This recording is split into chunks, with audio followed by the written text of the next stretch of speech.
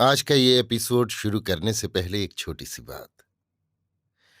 क्या आप भी अपना पॉडकास्ट बनाने की सोच रहे हैं? तो एंकर ट्राई कीजिए। ये पॉडकास्ट बनाने का सबसे आसान तरीका है। नंबर 1, ये फ्री है। नंबर 2, इसमें कई सारे ऐसे टूल्स हैं जो आपको अपने फोन और कंप्यूटर पर रिकॉर्ड और एडिट करने की फैसिलिटी देते हैं। नंबर 3, आप अपने पॉडकास्ट को डिस्ट्रीब्यूट भी कर सकते हैं, जिससे इसे स्पॉटिफाई और दूसरे प्लेटफॉर्म पर सुना जा सके। तो डाउनलोड कीजिए फ्री एंकर ऐप या विजिट कीजिए anchor.fm पर अपना पॉडकास्ट स्टार्ट करने के लिए। ये तो थी एक छोटी सी जानकारी, और अब शुरू करते हैं एपिसोड का सिलसिला। तो आज के एपिसोड में लीजिए सुनिए सूर्यकांत त्रिपाठी निराला के लिखे उपन्यास प्रभावती का भाग 14, मेरी यानी समीर गोस्वामी की आवाज में। प्रभा यमुना आदि के रहने का जहां इंतजाम हुआ वो पूर्व की आढ़त है। वहां व्यापार होता है, पर यह जासूसी की सुभीते के लिए एक प्रदर्शन मात्र है। यहां वीर सिंह के मित्र वर्ग रहते हैं। ऊपर का 2 मंजिला यमुना आदि के लिए खाली कर दिया गया। यथावकाश एकांत में यमुना भविष्य के कार्यक्रम पर वीर सिंह से बातें कर लेती है। महाराज शिव स्वरूप रोटी पकाते, सुबह शाम शहर घूमकर संवाद एकत्र करते हैं। आज रात 7:30 बजे भोजन से निवृत्त होकर कन्नौज के प्रधान रास्ते से टहलते हुए जा रहे हैं कि निगाह एक छज्जे पर गई। एक निरूपमा सुंदरी खड़ी राजपथ के लोगों को देख रही थी। दृष्टि से सौंदर्य का घनिष्ठ संबंध है। नई कली से बंधे भौरे की तरह महाराज कुछ देर तक दूसरा ज्ञान भूलकर देखते रहे। कैसी सुघर, गोरे, जरा लंबे मुख पर बड़ी बड़ी आंख है। पलकों की छाह में कह रही है, हम संसार में मुक्त हैं, कोई बाधा हमें रोक नहीं सकती। होश में आ, देर करने के अभिप्राय से महाराज दुकान में पान लेने लगे। फिर बेगम धीरे धीरे आगे बढ़े। पीछे किसी ने पीठ छूकर कहा, सुनिए। जरा घूम कर देखा, एक स्त्री है। कहने से पहले उस स्त्री ने कहा, उस मकान में मेरी मालकिन आपको बुलाती हैं। महाराज डरे, पर यमुना का उपदेश याद आया। धीरे धीरे साथ हो लिए। दासी जीने से कमरे में ले गई। कमरा उसी प्रकार सजा है जैसे सुरभि के लिए दल, केशर, पराग आदि से फूल। 21-22 वर्ष की युवती सुगंधित दीपों के प्रकाश को मंद करती हुई बैठी है।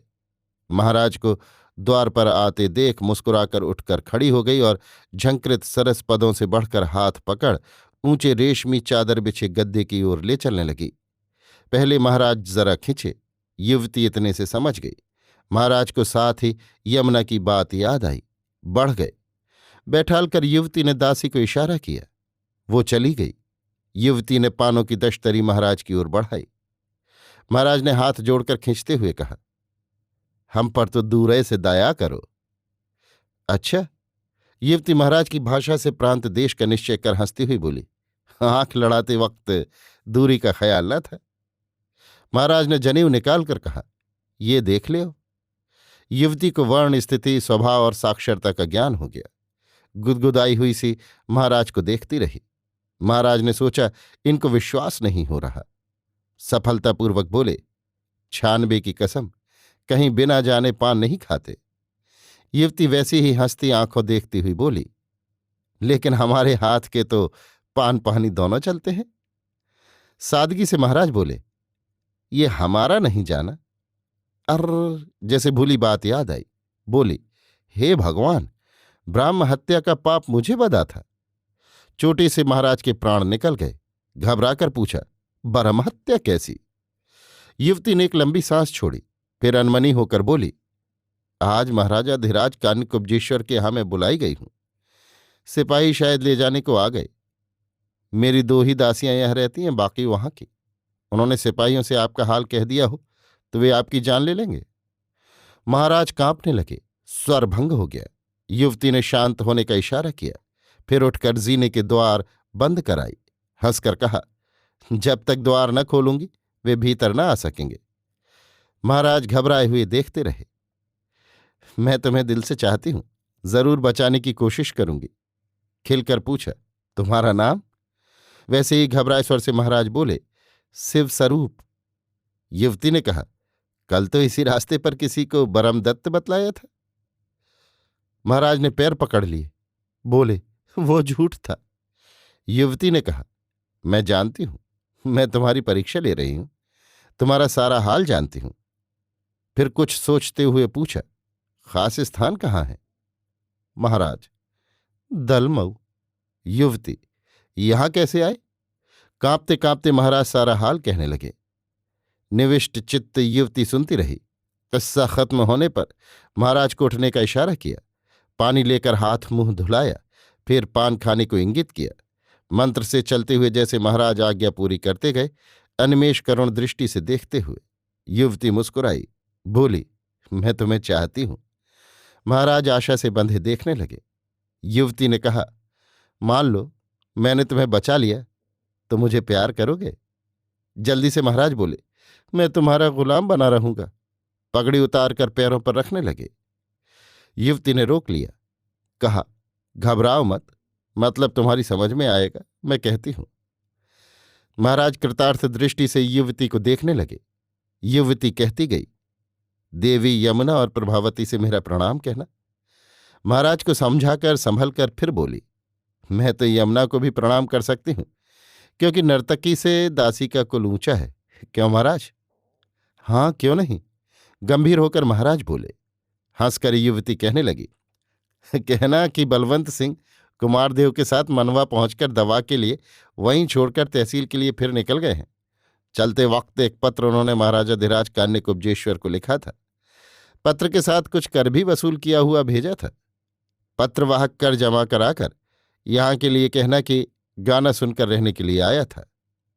उसके साथ और 2-3 आदमी थे। पहले से शराब पिए हुए था। आपस में बातचीत करने लगे। महाराजाधिराज के पास पत्र नहीं पहुंचा सके थे, दूसरे दिन पहुंचाना चाहते थे। कहना कि गायिका का नौकर उनके पीछे खड़ा बातचीत सुन रहा था। उसने गायिका से वे बातें कह दी। गाना सुनकर पत्रवाहक के साथ ही चले गए, वो रह गया। गायिका ने उसे और अच्छी शराब पिलाई और नशे में कर कुल बातें पूछ लीं। जब वो सो गया तब उसकी चिट्ठी निकाल ली। पत्र यदि महाराजाधिराज के पास पेश हुआ होता तो राजा महेंद्र पाल के वध की आज्ञा निकल चुकी होती। कोशिश होनी चाहिए कि महाराजाधिराज के पास जल्द से जल्द अनुकूल प्रमाण पेश हों। फिर सोचती हुई बोली, मैं चिट्ठी देती, पर मैं खुद भी कोशिश में हूं।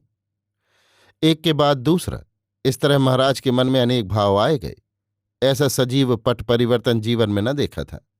युवती को आश्चर्यपूर्वक देखते हुए उठे। वो स्थिर बैठी रही। फिर आइएगा, गुंजित स्वर से बोली। महाराज कुछ कदम बढ़े तो फिर बुलाया और खड़ी हो गई। कहा, सिपाही जो खड़े हैं। घबराकर महाराज पीछे हटे और उसे पकड़ लिया। आप कैसी प्रेमी हैं? नर्तकी युवती ने पूछा। अभी तक मेरा नाम भी आप नहीं मालूम कर सके? महाराज बेवकूफ की तरह देखने लगे। मेरा नाम विद्या है, कहकर उसने पीछे के जीने से सस्नेह उन्हें उतार दिया। अभी आप सुन रहे थे सूर्यकांत त्रिपाठी निराला के लिखे उपन्यास प्रभावती का भाग 14, मेरी यानी समीर गोस्वामी की आवाज में।